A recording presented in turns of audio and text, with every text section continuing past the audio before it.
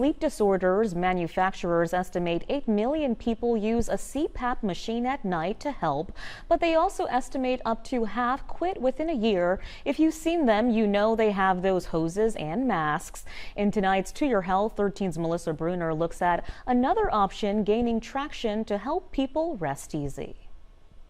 Anita Heimovitz was diagnosed with obstructive sleep apnea several years ago. I was totally exhausted by 9 in the morning. I was considering the idea of going back to bed because I was so incredibly exhausted. Her doctor suggested a CPAP machine using an air hose and mask to deliver continuous positive airway pressure. I used it every night and actually felt better, but I also struggled with my mask leaking. And I'm a light sleeper. So the noise of the hose rustling on the bed kept me awake a little bit too.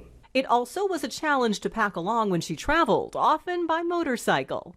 Maybe half the people aren't adherent or tolerant of CPAP therapy. Angie Brockman, a pulmonary sleep APRN at Stormont Vale, says sleep apnea is when an obstruction causes you to stop breathing at night. In their airway, whether the soft tissue collapse or the tongue blocks that airway and they stop breathing, your oxygen levels start to drop, which triggers your brain to tell you to take a breath. But it doesn't necessarily physically awaken you, but those repeated apneas through the night are what make it difficult on your brain and your heart and make you tired because you don't get into that restorative sleep. In people like Anita, it happens more than 60 times an hour. Brockman says CPAP remains the gold standard, but for those who don't tolerate it, the Inspire device has become a more available option as insurance coverage has improved. Inspire is an implant that delivers a mild stimulation to help restore that muscle or tone in the airway to prevent those obstructions at night. Inspire is for adults with mild to moderate obstructive sleep apnea who meet certain qualifications. Patients undergo pre-testing, then an outpatient surgery to implant the device in the chest and leads to the airway muscles at the base of the jaw.